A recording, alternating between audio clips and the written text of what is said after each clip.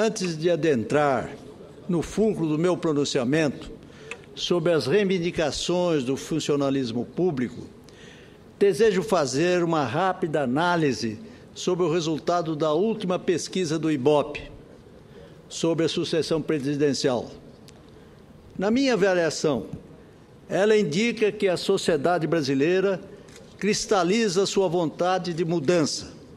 A comentada subida, entre aspas, da presidente Dilma tem que ser relativizada.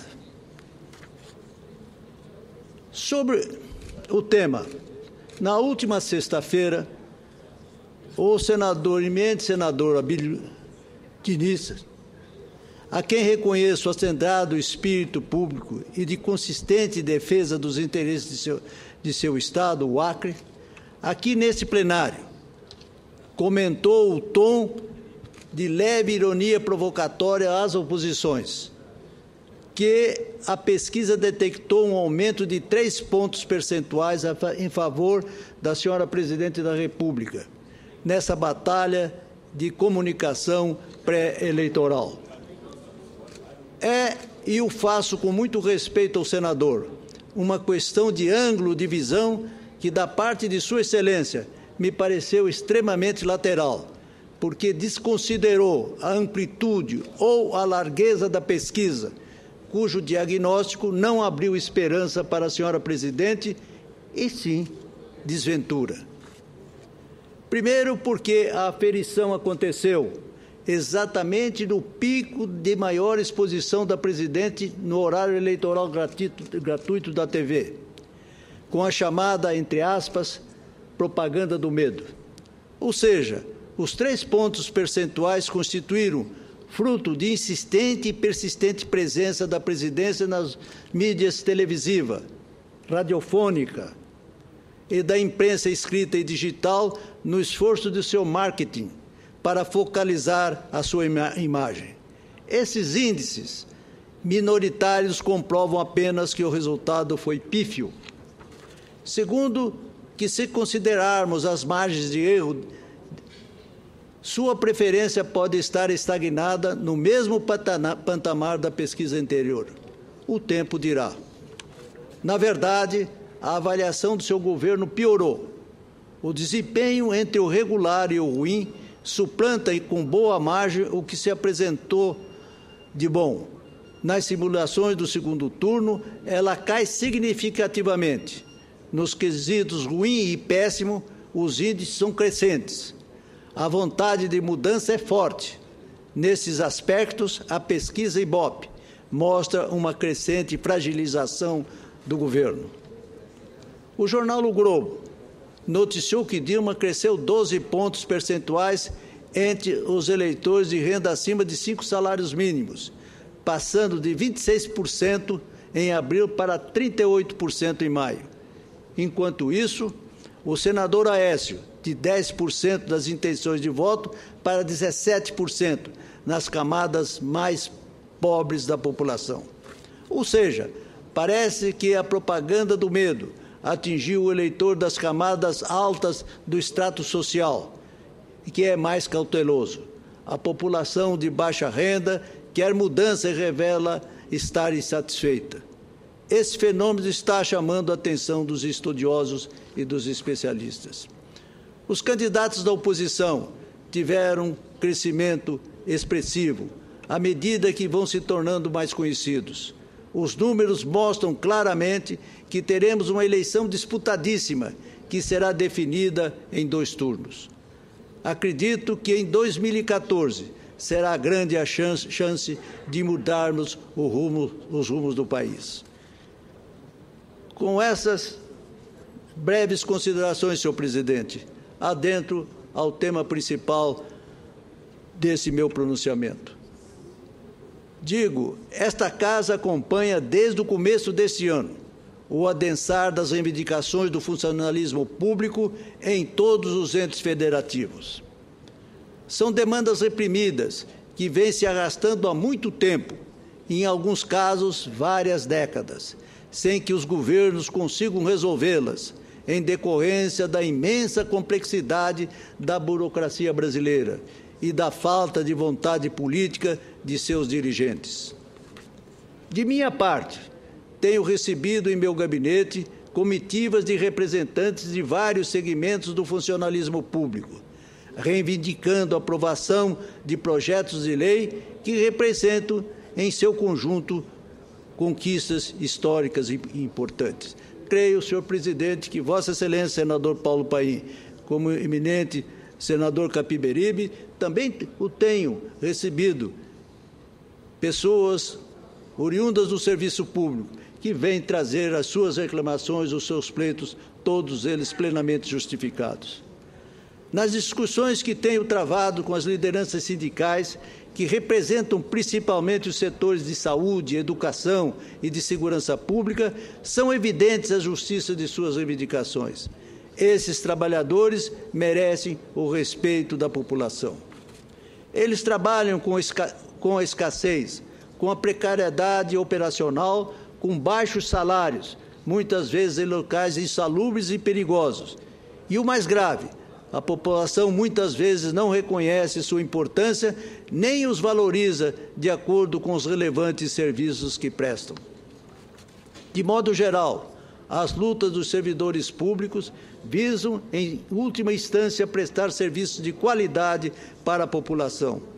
Mas, para isso, eles necessitam de uma base de garantias institucionais que resulte em condições adequadas para que possam cumprir satisfatoriamente as atividades que constituem em dever do Estado. Temos acompanhado pela imprensa o anúncio do Fórum de Entidades Nacionais dos Servidores Federais, de que, neste final de mês de maio, inúmeras paralisações e greves devem ocorrer em todo o país, agravando ainda mais o quadro de tensões sociais que estamos vendo. Vejo isso com extrema preocupação, senhor presidente, pois toda a movimentação envolve o interesse e as atenções de 11 milhões de servidores espalhados por todo o país nas esferas federal, estadual e municipal. E fico me perguntando, o que está acontecendo com este país?